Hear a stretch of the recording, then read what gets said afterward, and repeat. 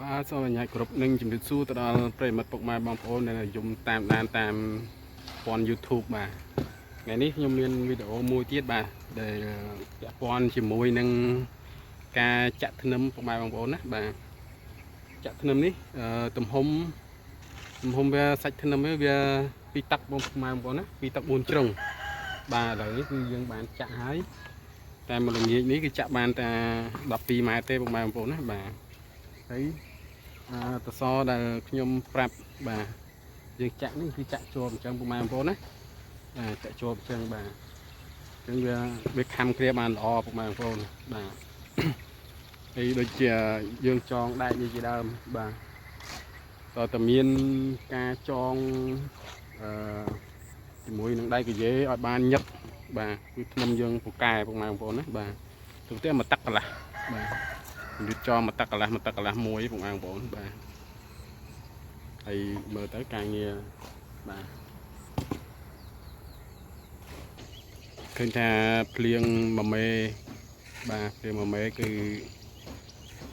ស្មៅដំណាំដោះទឹកត្រីឡើងខ្ចីបាទ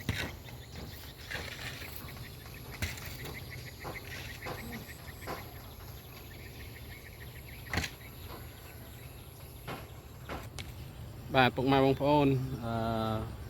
អ្វីដែលខ្ញុំនិយាយពីឥត20ដែលត្រូវយើងគៀបធ្នឹមចាក់អញ្ចឹងណាគឺវាជាប់បានល្អអញ្ចឹងណាពុកម៉ែបងប្អូនណាឃើញទេឥឡូវគឺខ្ញុំបកឲ្យអញ្ចឹងបកមកខ្ញុំចាប់ផ្ដើមចាក់ធ្នឹមឥឡូវនេះធ្នឹមគឺចាប់ផ្ដើមបានចាក់បានខ្លះហើយបាទហើយ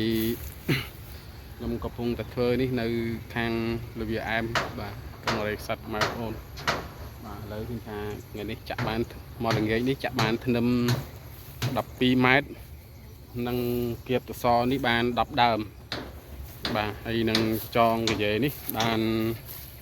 24ម៉ែត្រធ្នឹមបាទជាមួយនឹងធម្មជាតិចំការខាងពុកម៉ែបងប្អូនស្រស់ស្អាតបាទ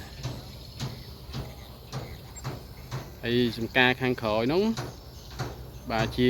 ចំការដាំដំណាំស្លឹកគ្រៃចំការអីទាំងអស់ពុកម៉ែបងប្អូនជួរនឹងបាទស្រស់ស្អាតឡើងពណ៌ធម្មជាតិខ្ចីពុកម៉ែបងប្អូនបាទឥឡូវគឺថាក្រុមការងារគឺអត់តាន់ចប់អីពុកម៉ែបងប្អូនឥឡូវកំពុងតែចាក់សសកសសបន្តទៀតទៅចាក់ធ្នឹមហើយមិញពុកម៉ែបងប្អូនបាទសូមជួយ like ជួយ share មួយផងពុកម៉ែបងប្អូនបាទក្នុងបានទទួលបានវីដេអូថ្មីពុកម៉ែបងប្អូនណាបាទនេះខ្ញុំការចែករំលែកពីការធ្វើសំណង់បាទសូមអរគុណពុកម៉ែបងប្អូនបាទឥ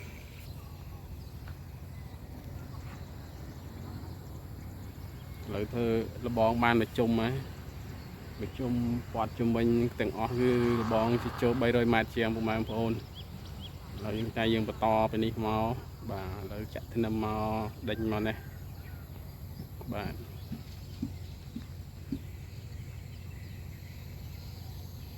អត់ទាន់ឈប់ទេស្មោះនេះនៅចាក់កសសឡើយពុកម៉ែបងប្អូន